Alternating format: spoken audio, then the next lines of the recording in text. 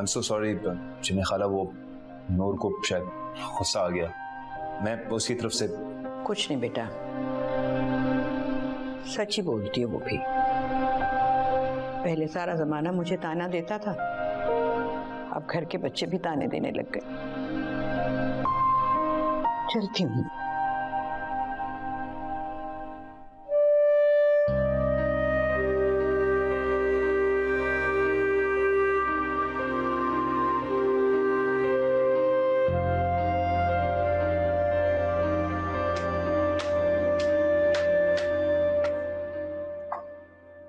सारे शौकी के पीछे पड़े हुए हैं कि शौकी ने बच्चे पैदा कर लिए, शौकी उनके लिए कुछ करता नहीं है, उनको खिलाता नहीं है, पढ़ाता नहीं है। तुम बताओ, मैं तुम लोग को रोटी नहीं खिलाता?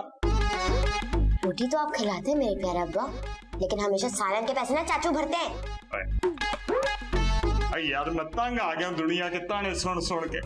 अब नौकरी करने जाओ तो मुझे तरह तरह की बीमारियां शुरू हो जाती है। मैं कोई बिजनेस करना चाहता हूँ, मुझे बिजनेस बताओ, बिजनेस करना। वैसे आपके पास पैसे कितने?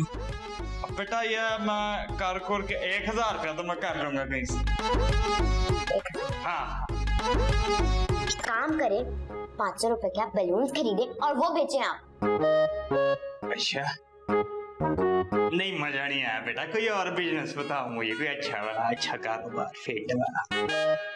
काम करे, मैं आपको 5000 रुपए दूंगी अपनी पॉकेट मनी से। अच्छा अच्छा। और आप एक काम करिएगा, हाँ, अंडे बेचेगा, अंडे गरम करके अंडे बेचेगा। कैसा? ये तो बड़ा जबरदस्त कारोबार, मतलब तुमने मुझे बता दिया कि मैं अंडे खरीदूं, वो बनवाऊं और आगे बेचूं। बड़ा अच्छा कारोबार बेटा। बेटा अब पैसे तो दो ना, 5000 रुपीज। 5000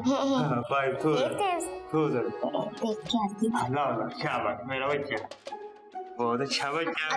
अभी रात जल्दी बेटा है, इधर से अंडे लो, अंडे वाला अंडे आगे बेचो। और सर्दियों में कितने लोग अंडे खाते हैं, वैसे सांप लगाओ। ओए ओए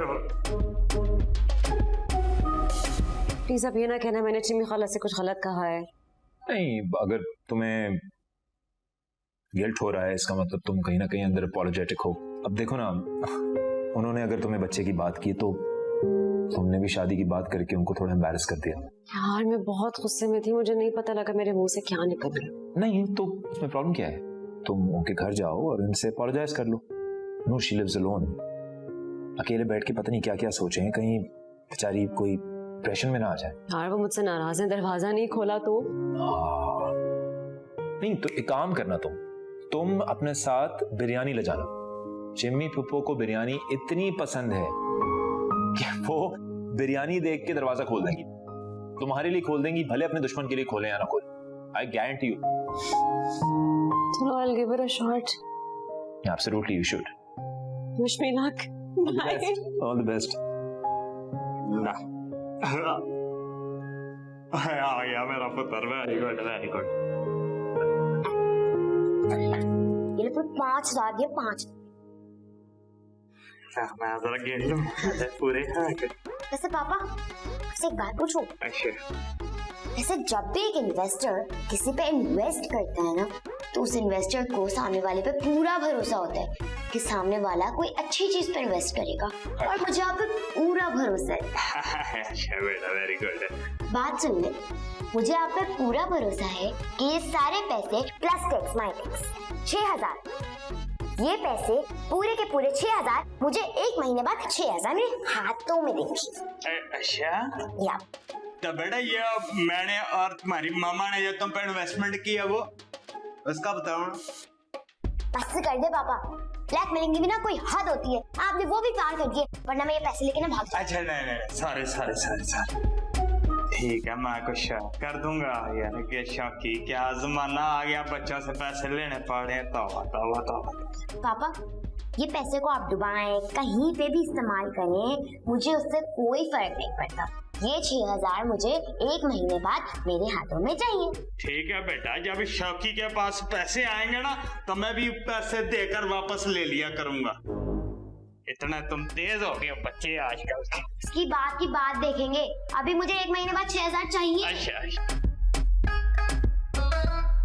चिमी खाला, मैं नूर प्लीज दरवाजा खोलिए।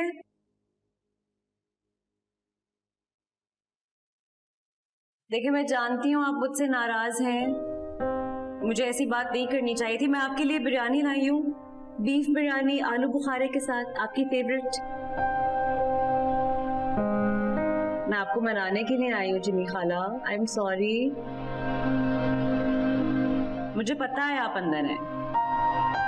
अच्छा, ये बिरयानी मैं यहाँ छोड़ के जा रही हूँ, बिल्कुल फ्रेश है, जाया मत कीजिएगा नाराजगी की वजह से।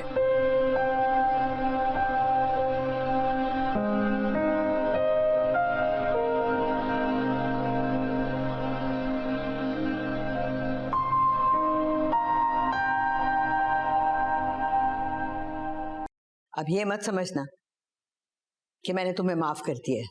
ये तो मुझे भूख बहुत लगी हुई है, इसलिए बिरयानी खा रही हूँ। आप बिल्कुल ठीक कह रही हैं, और इतनी जल्दी माफ करना भी नहीं चाहिए। आई एम सॉरी चिमी खाला, मैं आइंदा आपको शादी का ताना कभी नहीं दूंगी। लेकिन मुझे एक बात आपसे पूछनी है और मैं ना नहीं सुनूंगी। मुझे जानना है कि खालू कौन थे। अरे बेटा छोड़, क्या याद दिला रही हो तुम? नहीं, आज आपको बताना होगा। मुझे जानना है कि खालू कैसे थे, आप लोग की मुलाकात कैसे हुई, आप लोग का रिश्ता किस तरह का था। बेटा, हमारी मुलाकात तो शायद हमारे नसीब में थी, वरना कहाँ वो कहाँ मैं, सरहद के इस पार और उस पार, दोनों एक दूसरे के वजूद से नावाकिफ जिंदगी अपनी गुजार रहे थे। ये मैं बात कर रही हूँ जब हिंदुस्तान पाकिस्तान बन गया उसके चंद सालों के बाद की। 1947 में हमारा पूरा खानदान पाकिस्तान मुंतकिल हो गया था, और मेरे अब्बू जो थे वो वही हिंदुस्तान में रहते थे क्योंकि उनको जमीनों से मोहब्बत थी, और मुझे अब मेरे अब्बू से मोहब्बत थी, इसलिए मैं भी उनके पास थी। लेकिन शायद कुदरत ने हमारा साथ लिखा था और मैं अपने बहन भाइयों को मिलने पाकिस्तान आई। और देखो क्या होता है कि ट्रेन आधा घंटा जल्द पहुंच गई इधर, और एक तरफ मेरे घर वाले स्टेशन पहुंचे और दूसरी तरफ मैं उनके घर का पता लेकर उनके घर जा पहुंची, और खाली घर में पता है एक जवान आदमी को पाया। क्या तो हम एक गलत घर में आ गए हैं या फिर आप एक चोर हैं? माफ कीजिएगा, आप सही जगह आई हैं और हम चोर नहीं। दरअसल आपके घर वालों का पड़ोसी हूँ। सारे घर वाले किसी को लेने ट्रेन स्टेशन गए, हमें भी जाना था लेकिन लेट हो गया। हाय अल्लाह, घर खुला छोड़कर? नहीं नहीं, इस मोहल्ले में सब दूसरे को जानते हैं, तभी ताले लगाने का रिवाज नहीं है। अभी भी कोई ना कोई बाहर घूम ही रहा होगा। अच्छा, लेकिन हम आपकी बात पर यकीन नहीं कर सकते। हम आपकी तलाशी लेंगे। आप हमारी तलाशी लेंगी? देखिए, हम आपको ना यहाँ से तलाशी लिए बगैर नहीं जाने देंगे, और अगर आप गलत नहीं है तो आप इतना घबरा क्यों रहे हैं? देखिए, अभी हम इस वक्त घर पे अकेले हैं। अगर आप मेरी तलाशी लेंगी तो मुझे शर्मिंदगी होगी। बात तो आप बिल्कुल ठीक कह रहे हैं, लेकिन आप ना हमारे सामने खड़े रहिए। जब तक घर वाले आकर तस्दीक नहीं करते थे हम आपको यहाँ से जाने नहीं देंगे।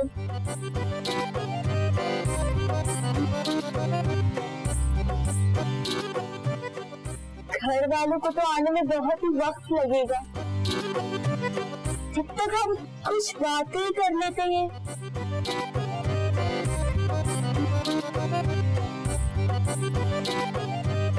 हमारा नाम छिमी है और आपका? आरिफ।